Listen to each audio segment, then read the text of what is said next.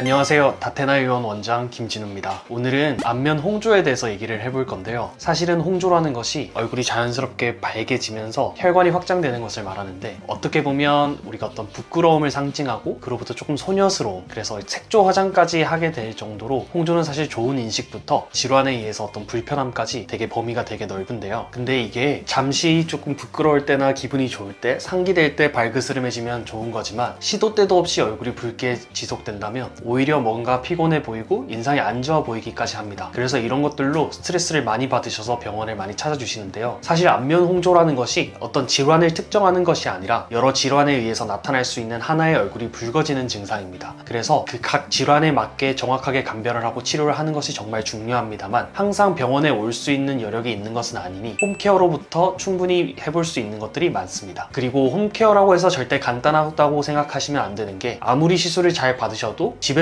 관리를 잘 못 해주시면 홍조를 치료하는 것의 의미가 줄어들 수 있기 때문에, 안면 홍조 때문에 고민이다 하시는 분들은 오늘 영상 끝까지 집중해서 봐주시면 좋겠습니다.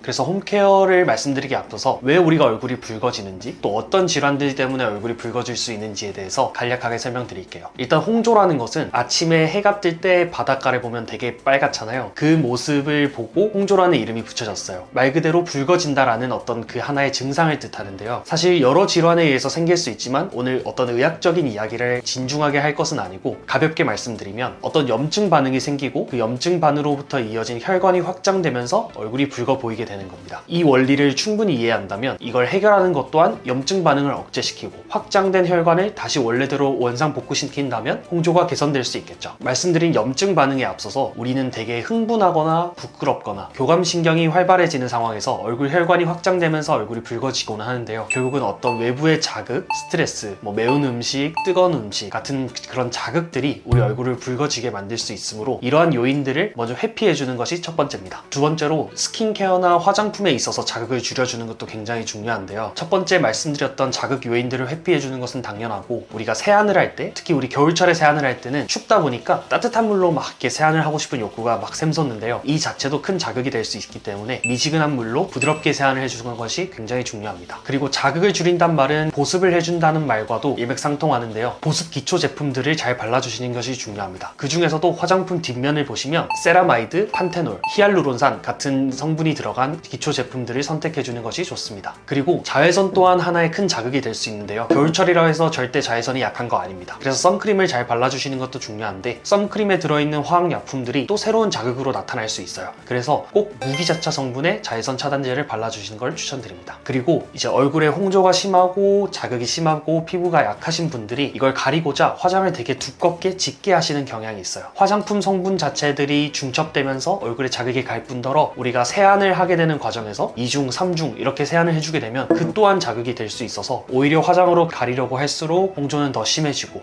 점점 이렇게 악순환에 빠진다고 생각을 하거든요. 그래서 홍조가 좀 심하고 지내시는 게 불편한 와중에는 가리고 싶은 욕구가 드시는 것은 이해합니다만, 최소한의 화장으로 피부에 자극이 덜 가게 하는 것이 중요합니다. 장황하게 기본적으로 할 수 있는 것들을 말씀드렸는데요. 결국 한마디로 요약하자면 피부에 가는 자극들이 줄어드는 것이 핵심입니다.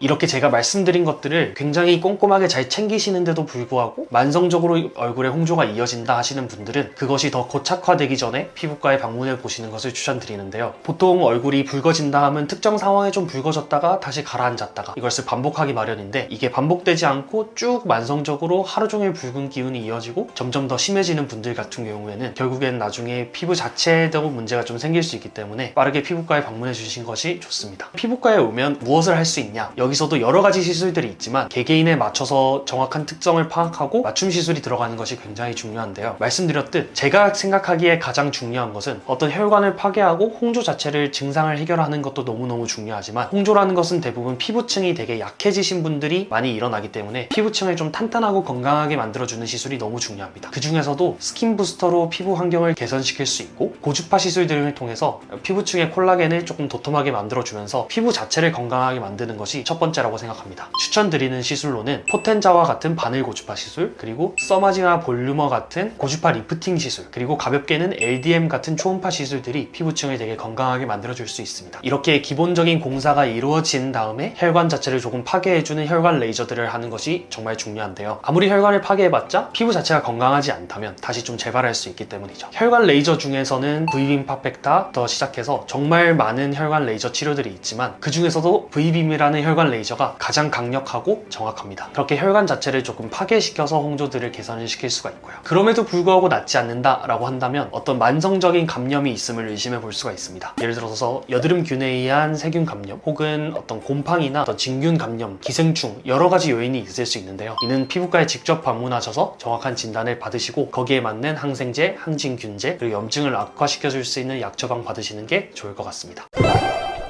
피부과에서 시술을 받으면 좀 얼마 만에 좋아질 수가 있나요? 되게 오랫동안 홍조 때문에 고생하시고 피부과에 내원해주신 분들이 그만큼 스트레스가 많이 크셔서 빠르게 급하게 해결하고 싶은 마음이 크신 것은 100번 이해합니다. 다만 앞서 말씀드렸듯이 혈관 자체를 파괴하는 레이저 자체는 1, 2주 안에 효과를 충분히 볼 수 있지만 어떤 생활 습관이라든지 피부 진피층 환경 자체가 건강해지지 않는다면 큰 의미가 없기 때문에 이것 자체를 한 번에 내가 깔끔하게 해결해서 좋아지겠다라는 욕심보다는 서서히 관리하면서 피부도 건강해지고 홍조도 좀 개선된다, 이렇게 좀 관리하고 같이 좀 끌고 나간다는 관점으로 이해해 주시면 좋을 것 같아요.